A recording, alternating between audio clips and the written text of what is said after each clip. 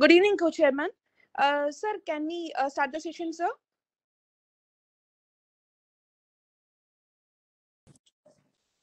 Hi, Saranya. Happy evening. Yes, we can start. Sure, sir, sure. Good evening, all. I welcome you all for this webinar on talent management for employee excellence in the post-COVID world webinar. Now I request Mr. Ratnavil Rajan, Co-Chairman, Head HR, SICKI HR Committee and Bal Beverages Packaging India Limited to give the welcome remarks. I welcome you, sir. I request you to take it forward, please. Hi, thank you. Thank you all for joining this session. Happy evening to one and all here. It's a great pleasure, and we are doing this now continuously. The series of talks, conversation, discussions, deliberations on various subjects which are concerning the people, concerning the human resource professional. So this time we came with thanks to Saranya for initiating this. The need of the hour. So it's my great honor to welcome you all to this session. Thank you all for taking your time out and joining this session. So the topic for the day is talent management for employee excellence in a post-COVID world.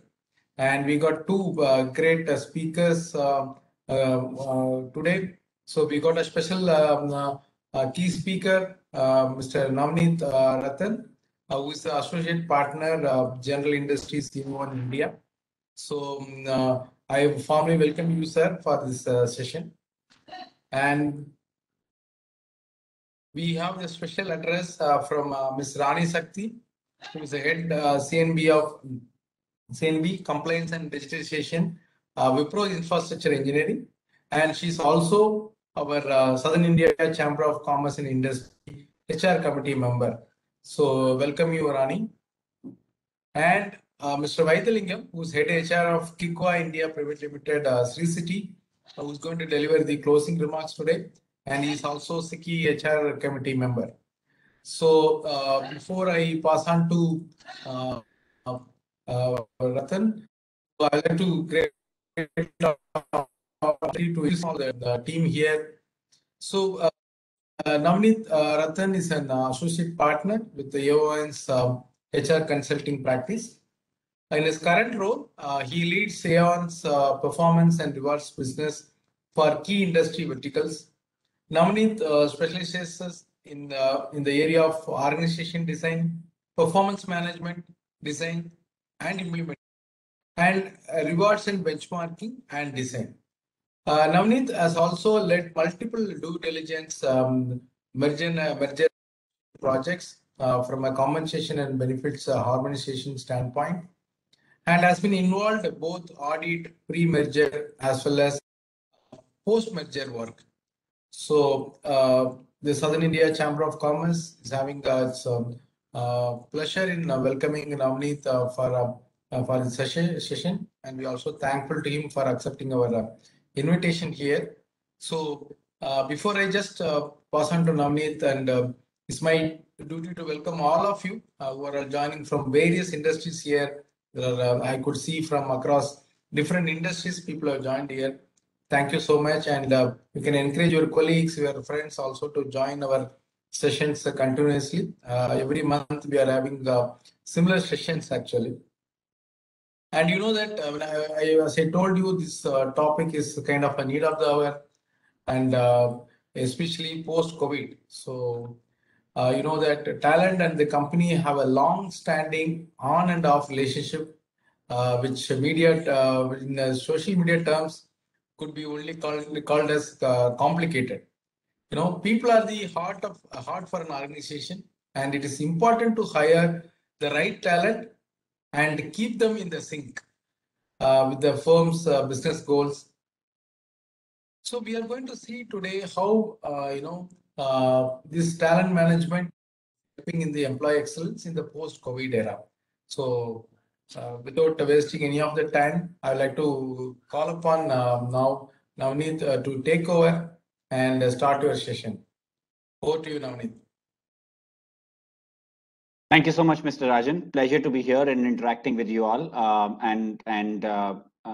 when we first came across this opportunity, we found it exciting, and we felt we'll be more than excited to come here and share how we are seeing talent management practices in the industry in India Inc. at large. And a big thank you to the Industry Association for having us here today. And thank you, Mr. Rajan, once again for a warm welcome. So without further ado, I will straight dive into the session. But again, it's my honor to introduce the firm that we are to you before we get into the structure that we have got today. So we've been in India for over 20 years now, and we are really pioneers in the area of HR consulting. We have one of the key strengths, which is revolving around our database and also then around solution industry expertise that we really hold. We have the pleasure of having partnered with and continue to partner with many organizations in the BSE 500 list. And we operate out of 3 offices. We have the largest HR consulting team of about 220 plus colleagues here in India. Our point of view when we go and consult with clients revolves around data, which we put to great use to bring out analytics and trends, and then basis that provide advice to our clients. We've had again the pleasure of having partnered with several industry organizations, and we are adding one more to our list today.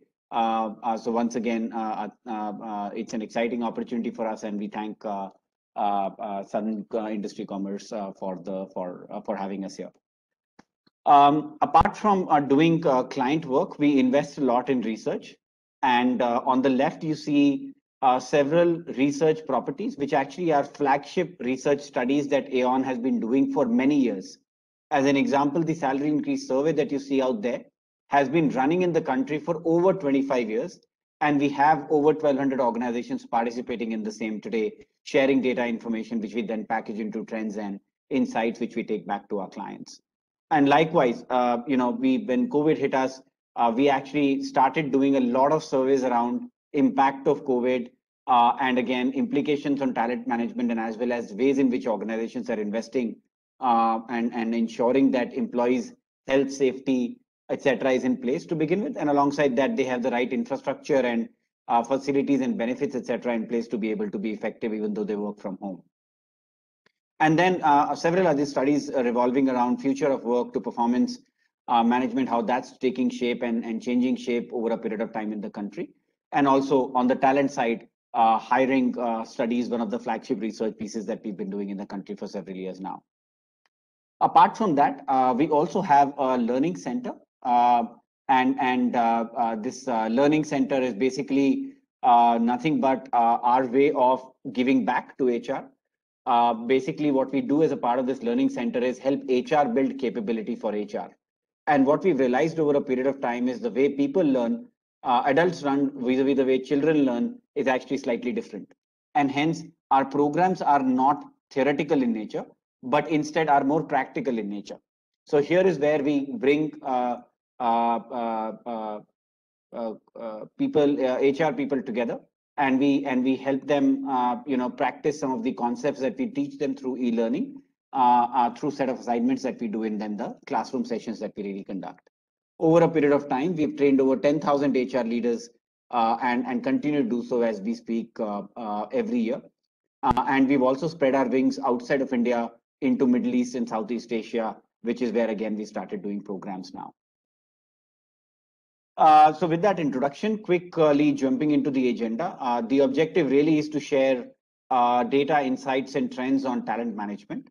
I hope that we'll be able to leave you with some takeaways around how organizations are looking at different workforce strategies and talent strategies to navigate the COVID situation, but more so embrace future of work and use that to actually nurture and leverage upon several opportunities that it brings to the table.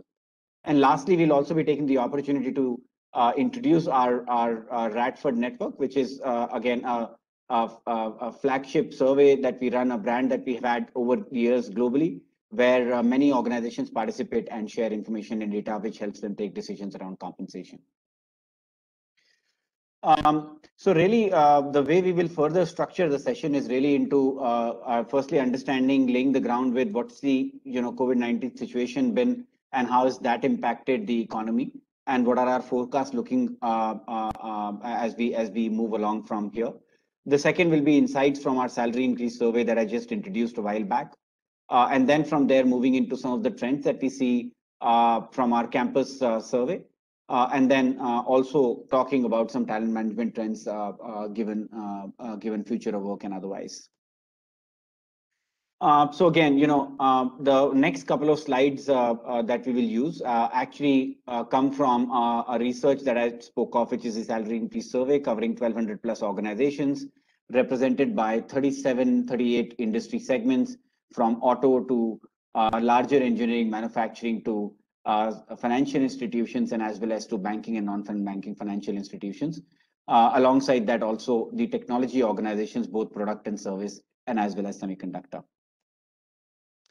So really, in terms of the key highlights, wanted to share that we are seeing a V-shaped recovery, and I say this with the base that we are seeing a lot of our indices which define the larger GDP projection in the country bouncing back. We are also seeing a reduction in number of active cases, and we are also seeing a vaccination drive pick up, which is helping us actually come out of this faster. In terms of salary increases, our actual salary increases in compensation took a strong dip in 2020, where the salary increases dropped to about 6.1% mark from the period before that, which was more in the range of 9 to 10%. The projections that are there for 2021 are around 7.7%. So it is a bounce back, but we are not going back to the numbers that we've seen in the past. With respect to the campus landscape, what we are seeing is virtualization help us, and organizations have actually taken the opportunity to leverage AI, and as well as look at several other methods in which they can actually induct people more effectively, and as well as ensure that they are able to onboard them effectively and make them productive in a short period of time. The focus also has been, around building a larger employer brand, so that they are the employers of choice when they actually go to the campus and solicit profiles. Lastly, on talent management, which is here is where organizations are again looking at hybrid work models. The focus is also on building capability. Focus is on also ensuring how do we look at designing rewards differently given some of the impact that we've had on organization design itself given COVID, and as well as future of work. And lastly, also look at location-based pay to actually be more effective in terms of pay delivery to people, and also drive better return on investment from a compensation standpoint by becoming more efficient and productive at the same. I'll now start off with the first section, and here we are talking about on the left-hand side, really total number of confirmed cases globally and the vaccination that has also taken place. Likewise, the number for India.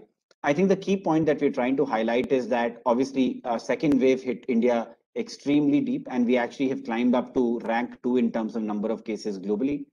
While that is the case, alongside that, the worry is that our vaccination drive has been slower as compared to many other countries. So while if you notice, several other large economies, key economies where COVID hit, broadly, if you notice, most of the countries are in upwards of 35 to 40% range in terms of number of people that are fully vaccinated. Whereas the same for India actually stands at a mere 5.3%. And likewise, number of people that are partially vaccinated, that number for India is also only 17%. So even if you put the two together, we are much behind many other geographies and many other economies. And that poses a threat to the economy in the short to the medium term. While that being said, we actually have seen a strong recovery. So if you see back in 2020, when COVID hit us, we saw a very strong decline in all of our indices, whether production or manufacturing PMI index or the services PMI index. However, over a period of time, with the efforts that organizations have really made to be future ready in a health crisis like this, we have seen the indices go up. The world growth is projected to be around 6%, and then getting moderated in the following year to 4.4%. This growth is largely going to be fueled by US and also by China, followed closely by India as well, which actually falls in the top 10 economies to drive a large part of the global growth going forward. Now, specifically talking about the Indian GDP pattern over the years, so what we've been in the range of about, if you take broadly an average or take a CAGR, whichever way, we have been hovering in the range of about 6 to 7%. FY20 was anyways a tough year for us, and our GDP had anyways declined to about 4.04 that is. But 2021 at the back of COVID, we saw significant decline, and our GDP actually saw a negative growth or degrowth of about 7.25%. From there, the climb is actually quite steep, and we are hence saying that we are looking at a V-shaped recovery where our GDP is likely to bounce back to 8.3% mark. However, this was at the beginning of the year projected to be around 12%, but at the back of second wave and slowdown in the economy in the last couple of months, the recent projections suggest that we are likely to be at around 8.3. And furthermore, the good thing is that we're likely to be back in the high growth range that we've seen over the year. Now, what's driving this growth? I think a couple of things, right? First is really around the fact that there have been policy amendments that the government has made, and as well as the spending that government is increasing on larger health care and health related expenditure, which is likely to help us come out of COVID situation slightly faster. The second is again continued investment in the area of infrastructure. Now, even before COVID times, this has been a key challenge and as well as an opportunity for India as an economy. But now is when again we are seeing efforts go in this direction with a lot of financial as well as people investment going in that direction to ensure that we are able to solve for this problem for the country at large. The third is again the global economy is bouncing back, right? I mean, last year, some part of the impact on the Indian economy was at the back of the degrowth or limited growth that several other geographies also saw. And India is again dependent on other geographies for some critical imports, especially on the raw material side for some of the industries, because of which we saw a strong decline. But now that the global economies are bouncing back, that's helping us as well as an economy. And the last is really around liquidity support that has been provided by RBI to MSMEs, which is actually a large part of our economy, to ensure that they are able to manage the situation and come out of the situation faster, so that we are able to again look at fast growth for the country at large. While all of these are positive moves and good things for the economy, the fact remains that consumption pattern is still behind where we would like to see it. And again, some of these products and services are again deeply impacted given the lockdown situation that we've been in, and also some bit of it driven by people being slightly careful with respect to discretionary spending, which is likely to continue as we move forward from here as well. Now that context being laid, quickly moving on to key insights from the salary increase survey, and this is a quick representation of salary increases across the globe. In key geographies over the last 5 or 6 years. Key trends that I want to call out is the fact that firstly, India has been the highest and continues to be the highest in terms of salary increases. And that's again given faster economic growth that we see as compared to many other parts, and as well as the compensation levels being slightly lower than many of the geographies mentioned here. And thirdly, inflation rate being higher than most geographies represented here. As I mentioned, 2020 increases were much lower for many economies, likewise for India. And in 2021, most of the geographies are bouncing back and salary increases are likely to be higher there, likewise for India. But again, most of the economies, including India, are not bouncing back to the salary increase levels that they had passed in the pre-COVID era. If you take a multi-year view for India specifically, we used to see high double-digit increases pre-2009, the GFC crisis. But in GFC crisis, again, we saw significant impact on the salary increases, where salary increases fell to almost half of what they used to be prior to that. So 13.3 climbing down to about 6.6.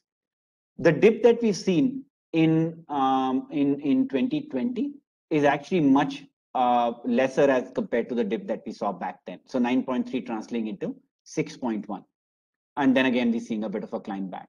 But the fact remains that over the years, our salary increases have come down and have been hovering around the 9 to 10% range. But as we move forward from here, we are likely to see high single-digit increases in the range of about 7 to 9% as we move forward from here. Now, one of the observations that I shared is really around the fact that the average is likely to move up in 2021. Now, this average is moving up more on account of more number of companies wanting to do salary increases in 2021, as opposed to companies wanting to do a higher salary increase. So in 2020, almost a fourth of the companies did not do an increase. That number is coming down to about 1/8 or 12% of the companies. On account of that, the average is actually moving up. And if you notice the 10% plus category, that's where the number of companies that looked at a 10% plus increase, that's not moving much across the 2 years. Again, indicating the fact that it's not about companies wanting to do a higher salary increase; it's more about more companies doing an increase, shifting the average upward.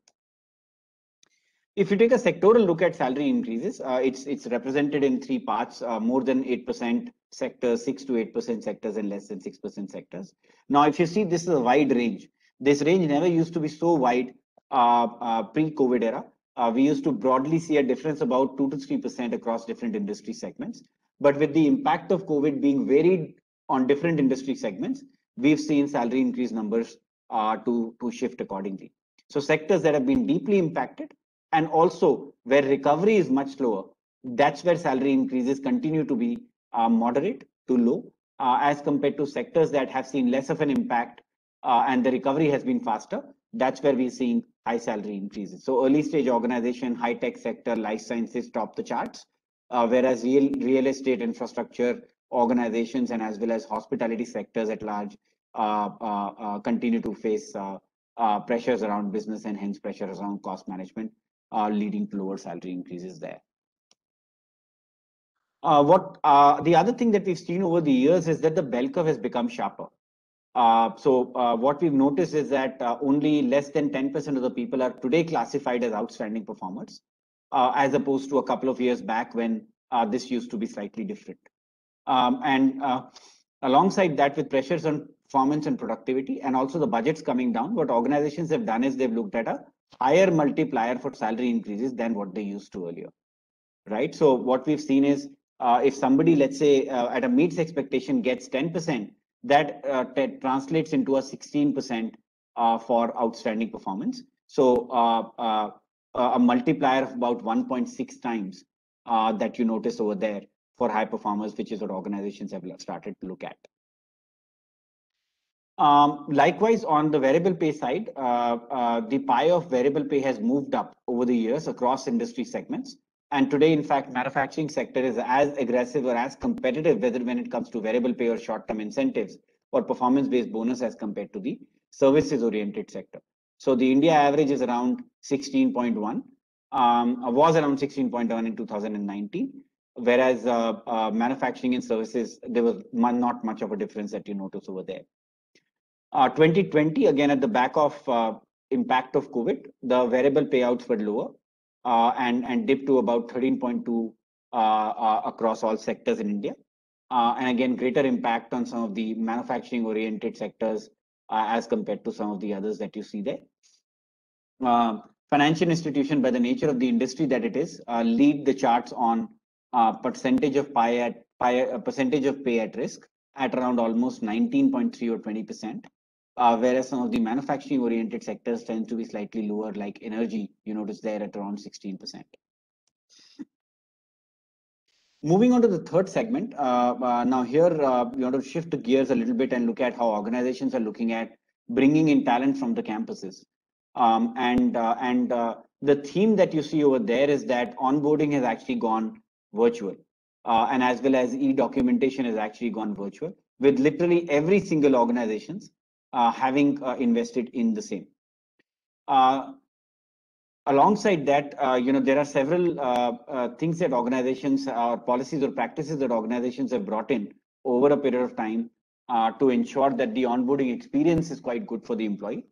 So things like provision of laptop at home location, remote desktop setup, etc., being leveraged by many of the organizations that have participated, and also some of the organizations providing for provision for a broadband setup, and as well as covering them for some of the expenses that they incur as they work from home.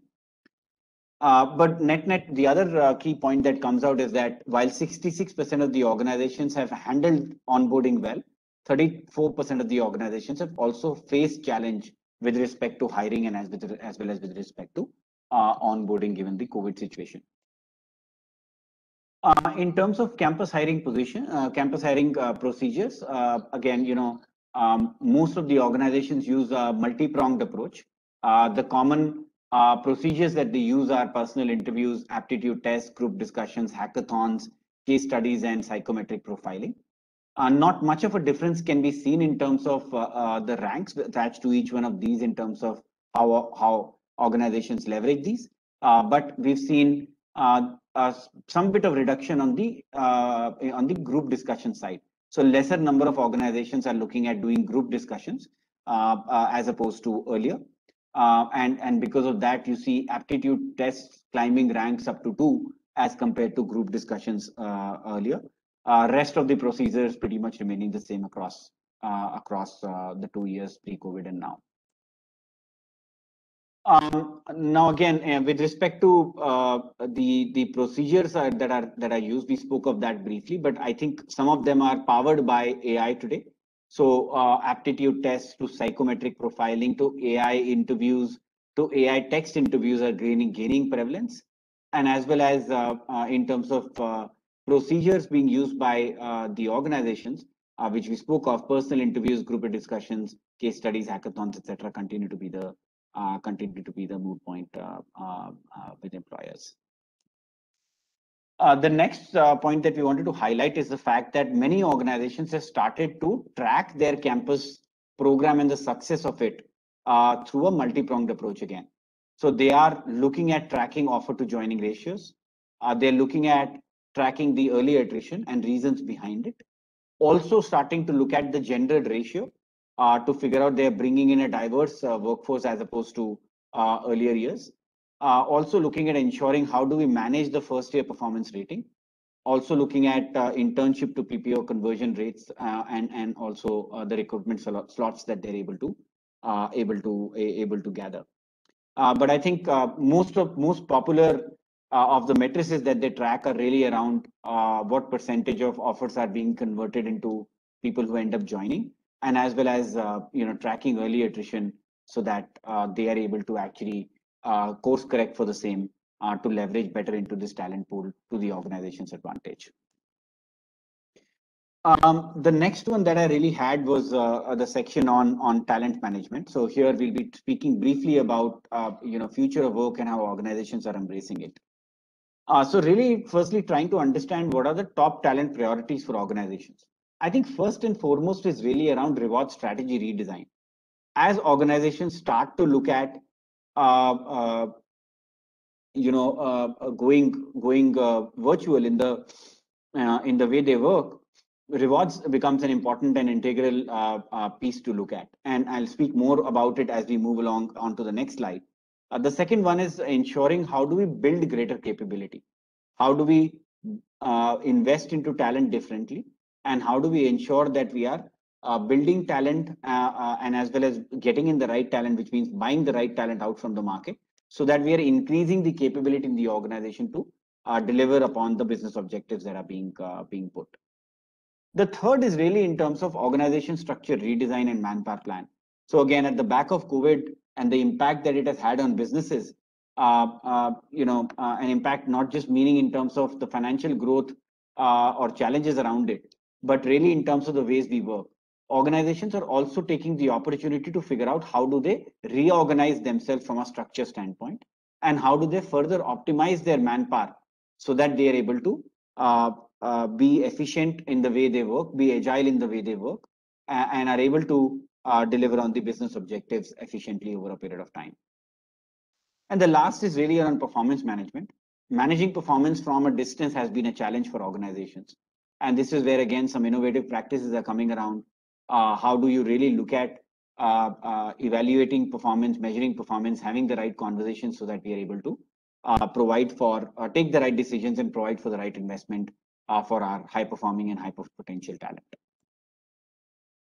In terms of rewards, as I mentioned on the previous one, that we will deep dive on this one. So a couple of priorities here for organizations, right?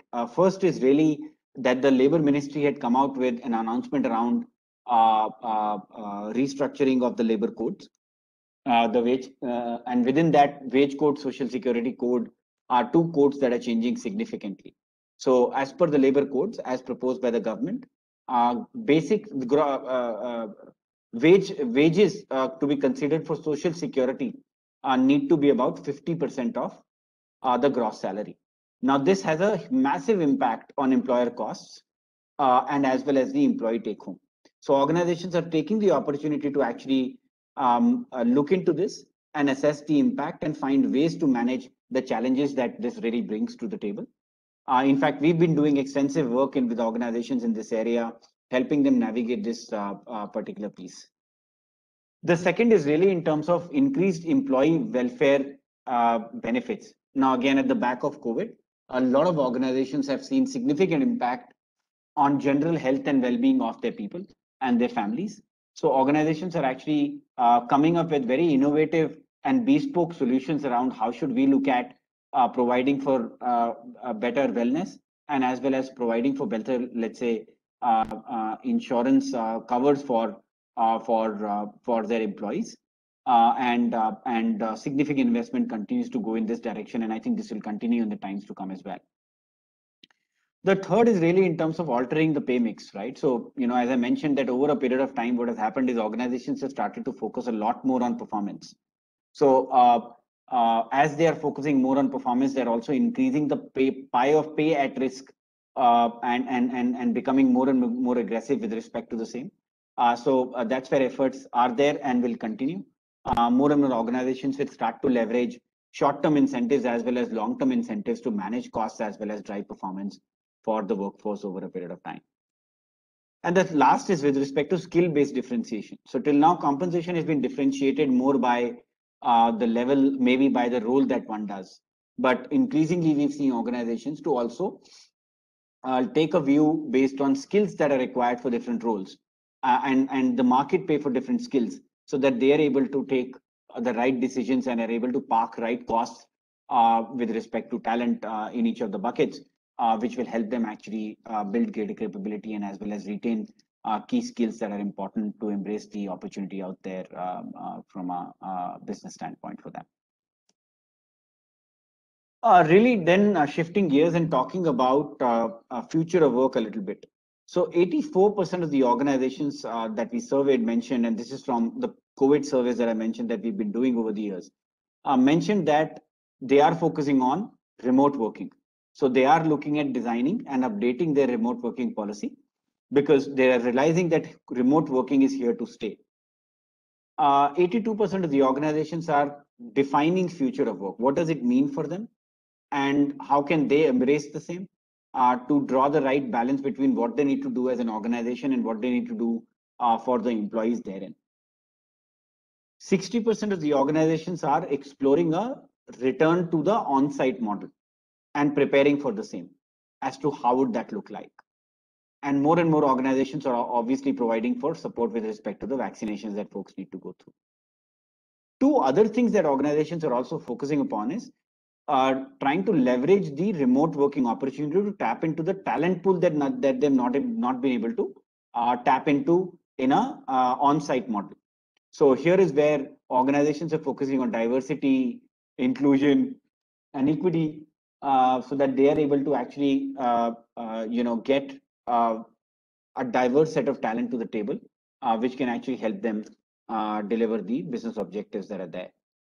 And the last is really in terms of the location-based pay strategies to figure out how do we ensure that we have a point of view on how locations play a role in defining compensation. So there are different cities that are at a different rate of cost of living, and how do we provide for flexibility to people to choose where they work from, and at the same time ensure that we are able to manage the compensation accordingly, taking in view the cost of living index. Now here what's important is obviously for the right talent that is required to be sitting in different locations for organizations to nurture this opportunity. But again, we would see more and more organizations invest into this particular piece as we move forward from here into more a hybrid work model. I mean, this is again a bit of a deep dive on remote working. So more than 50% of the organizations are investing their time and effort to figure out which job roles can work in a hybrid model. And there are different stages here. There are organizations, about 35% of them, that are saying that we are planning to identify jobs and move to a remote working model. 26% have said that they are already on this journey. 31% are yet to take any action. And only a handful of them are actually unsure about the utility of this model. So the other way to read this would be 91% of the organizations are finding merit in remote working and hence are investing into the same. And there are various options that are there on the table. I mean, there is a hybrid working model and there is a remote working model. Again, different organizations are looking at it differently. But more importantly, what we see happening out there is really selection of jobs that can actually move into a remote working model. So to the left, what you see is really in terms of a 2x2 matrix that on the x-axis highlights the task complexity and ownership with respect to roles in different functions from high to low. And to the other y-axis, you see the team dependencies and interactions that are important for those jobs to be effective at what they do. And that's being mapped from frequent to ad hoc. So what comes out of this, and again, this is a high level model and might not apply to all jobs within a function, but on an aggregate basis, what we are seeing is it's easier to have finance, operations, admin, maybe HR jobs, maybe technology jobs to be on a remote working model as compared to R&D, sales and marketing and product service jobs, given the high complexity and as well as the frequent team interdependencies and interactions that they are required to have to be effective at their work. And then on the right, we mapped what's the potential impact on employers in different sectors. So for the captive and the outsourcing industry, what we are seeing is about 60 to 65% of the population is being impacted by this, followed by the high-tech sector, followed by the financial institutions. So again, manufacturing sector, the opportunity is there, but not as much, but the opportunity is larger for the technology and the financial institutions segment. So that's what I really had, and I'm pretty much on time. And what I wanted to leave you with is really about the Radford network that we spoke of. Very quickly taking an opportunity to introduce the Radford service and the consulting that we provide through the same. So Radford is a long-standing online portal for providing compensation-related data to clients. We have about more than 3,000 organizations, sharing data and taking data back, and this spreads across about 80 plus countries in industries including technology, life sciences, manufacturing, media, gaming, retail, and e-commerce as well.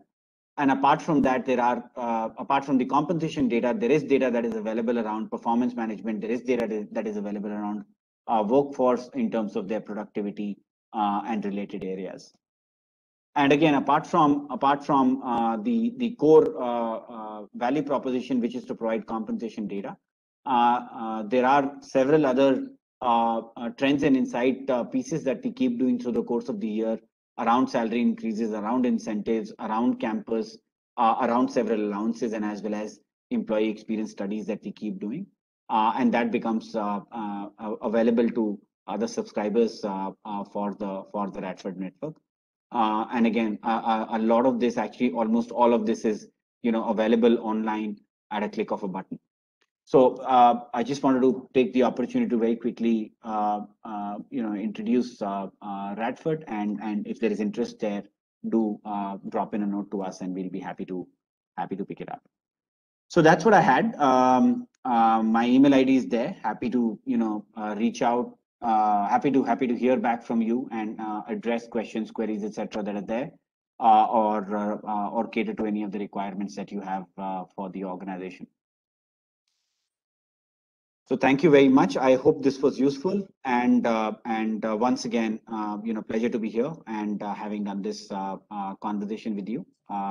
Look forward to being in touch and supporting with your needs going forward. Thank you, Navneet. It was a pleasure hearing you, and you have approached it in a very methodical way, and a way in which you presented some of the statistics, some of the data from your research, and connecting to the real life talent management scenario.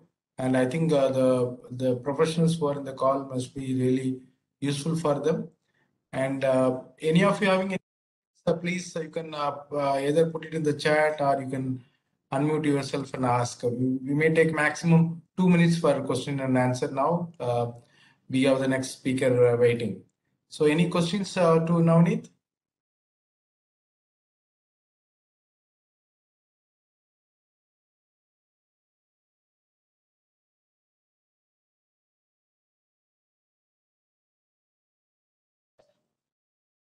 I think Navneet, it's all clear to everyone. So wonderful. No, thank you very much once again.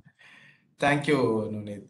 So now it's over to our own SICKI's HR committee member, and she is a good friend of mine, and Rani Shakti.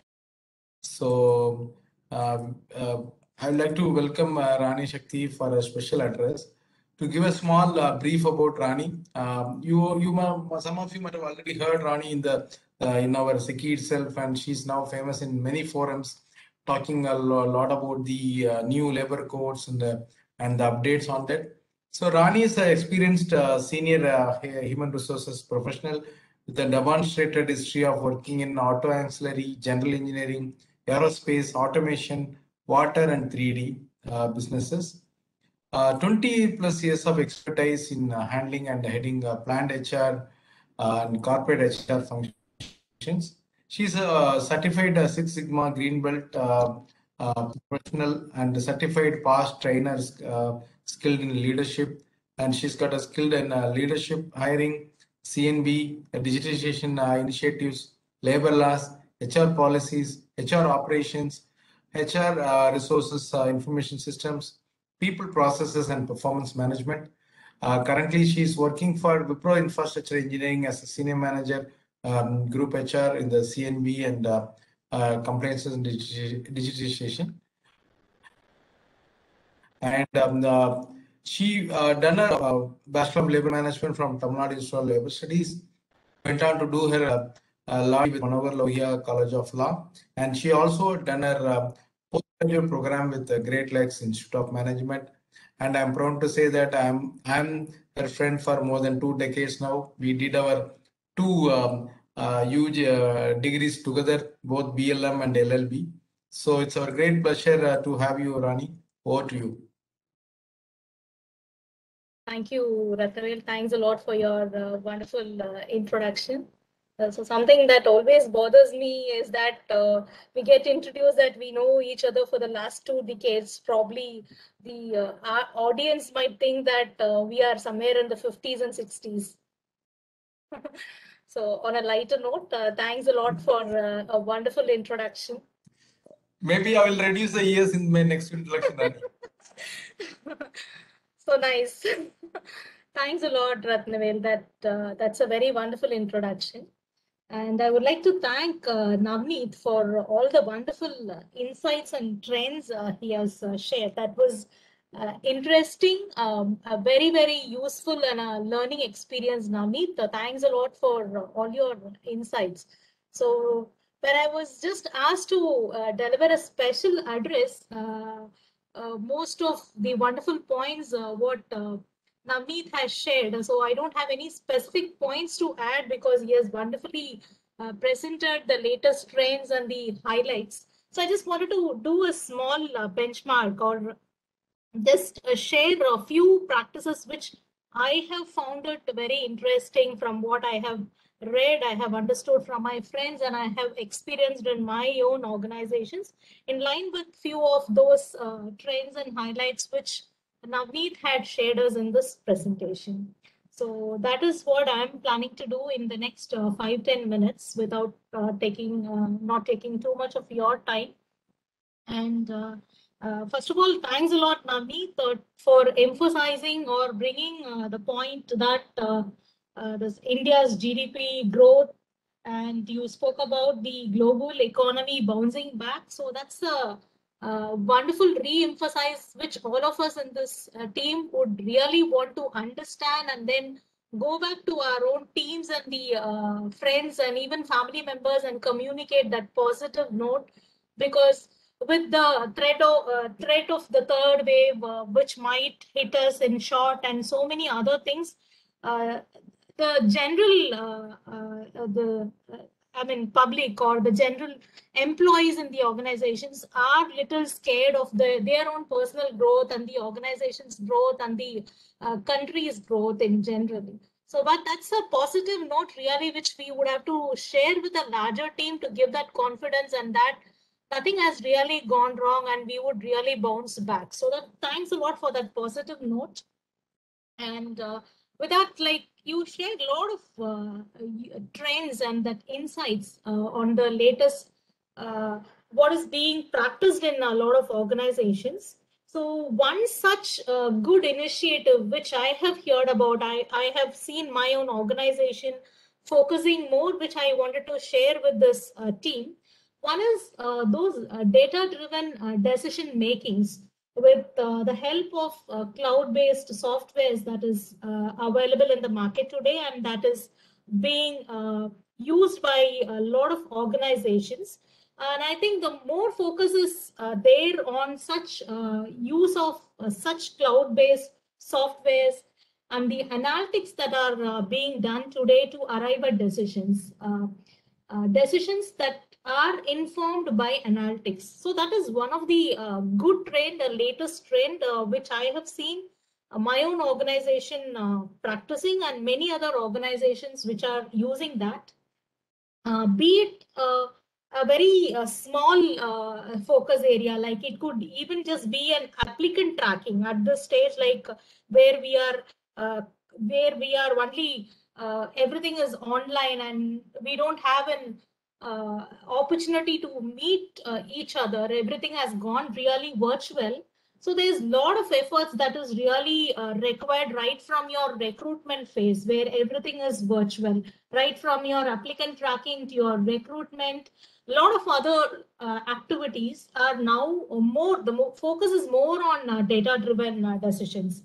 And similarly, the onboarding workflows, I could see all this has been possible easier using all these softwares, cloud-based softwares, and where the decisions are more data-driven. So it could even be the other examples like employee records. You spoke about e-documentation. So all these employee record tracking and everything is now cloud-based and data-driven. So these are few very interesting trends, but good positive trends. Not necessarily many big organizations, even reasonable or medium-sized organizations, small-scale organizations have also started focusing on these tools and decision-making tools. And this is one good, interesting trend which I have personally observed and just wanted to share it with you. And one more recent trend which I have seen the organizations practicing is there's a lot of focus on the employee experience. Not sure if when we had an opportunity to meet each other, like not sure if we took things really for granted, be it the personal relationship where we all had an opportunity to meet our own friends and relatives, and then we thought it's very difficult to take a day off and attend a wedding in the family. But now we really understand the importance of that personal touch in the last 2 years. No, not most of us have met our relatives. We have not attended any family get-togethers, gatherings, and most unfortunate thing, like we were not able to even participate in certain, where we have missed our family members, certain deaths we were not able to attend. So that was all given as a life's lesson, right? So a similar experience we have really experienced when it comes to the employee experience, where certain things were taken it for granted. Now we realize in this virtual world, this employee experience is very, very important. Not just starting from the onboarding experience, in every single phase of employees' life, the personal touch, the experience, what we are giving to the employee decides everything. Like, people would never forget how they are treated, right? So we are really recognizing, or we are understanding the importance of that employee experience more in this COVID scenario. So that is another important focus that has really gained a lot of importance. As Navneet was explaining, right from facilitating an employee for a virtual onboarding, be it a very small employee experience, like those days when employees were on the board, we are making sure there is a name board available, his laptop is available, completely configured, his email ID is available, his business card is available on his table, all that is available on for the employee on the day he arrives. His team members are available to greet him. All those are certain practices which were available for us in our regular pre-COVID days. But how do we make that virtual employee onboarding experience much more thrilling and much more engaging is a key focus which employers are, organizations are more concerned, and then feeling it's important. So that's one important and a very positive trend which I am observing in the current scenario. I just wanted to share that thought, and without taking too much of time, the final thing which I wanted to highlight is the focus that is available among the organizations on the health and well-being of the employees. A lot of positive policies. I'm just going to call out very few things like vaccination drives. We are not just concerned about our own core employees, no. On the lighter side, first time now in this world, we are more concerned about our neighbors. Are they healthy? Are they fine? Because anything that happens to them might hit me very, very shortly. No, so this is the first time we pray that my neighbor should keep good health, right? So similarly, now the trend is that we are not concerned whether he is a core employee, he is an contract employee, fixed term employee. No, we don't differentiate. Everyone working in the organization, especially in the manufacturing facilities where you don't have remote options available, you will have to work together at least at minimum numbers to ensure your productivity. And government is also facilitating such organizations, industries to run. So at this scenario, like